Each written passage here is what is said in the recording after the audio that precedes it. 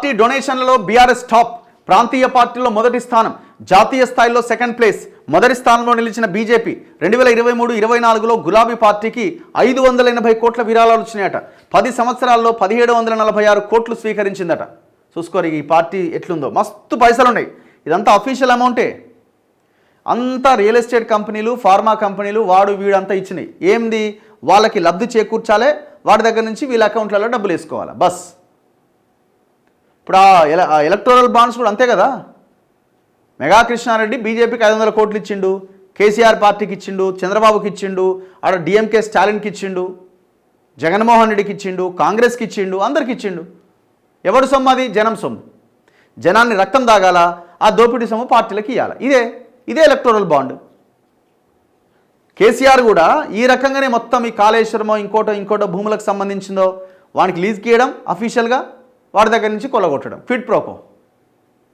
ఇట్లా కొన్ని వందల వేల కోట్ల రూపాయలని జనం దగ్గర నుంచి దోపిడీ చేశారు. పార్టీ ఇచ్చిన డొనేషన్స్లో బీఆర్ఎస్ టాప్లో ఉందట.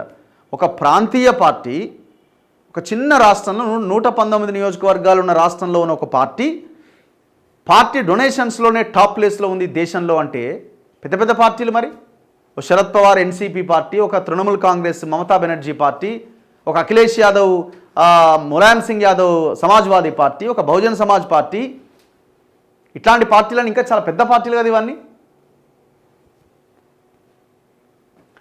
2023-24 ఆర్థిక సంవత్సరంలో అత్యధిక విరాళాలు పొందిన పార్టీగా భారత రాష్ట్ర సమితి ప్రాంతీయ పార్టీలో మొదటి స్థానంలో నిలవగా జాతీయ స్థాయిలో 2వ ప్లేస్లో నిలిచింది. కాంగ్రెస్ కంటే బీఆర్ఎస్కే ఎక్కువగా విరాళాలు అందినట్లు ఎన్నికల సంఘం గురువారం ప్రకటించిన జాబితాలో స్పష్టమైంది. జాతీయ స్థాయిలో బీజేపీకి 2244 కోట్లు వస్తే బీఆర్ఎస్కు 580 కోట్లు వచ్చినాయి. ఇప్పుడు బీజేపీకి 2200 కోట్లు అంటే వాళ్ళు మొత్తం దేశంలో చాలా రాష్ట్రాల్లో పవర్లో ఉన్నారు. బీఆర్ఎస్ ఏడ పవర్ ఉంది, వాళ్ళకి ఎంత వచ్చింది? 580 కోట్లు వచ్చింది. అంటే పావు వంతు, అందులో పావు వంతు డబ్బులు వచ్చినాయి.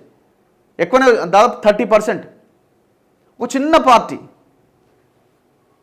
ఇక కాంగ్రెస్కు అత్యల్పంగా 289 కోట్లే వచ్చినాయి. గులాబీ పార్టీ అధికారంలోకి వచ్చిన 2014-15 సంవత్సరం నుంచి 2023-24 వరకు 1746 కోట్లు విరాళంగా వచ్చినాయి.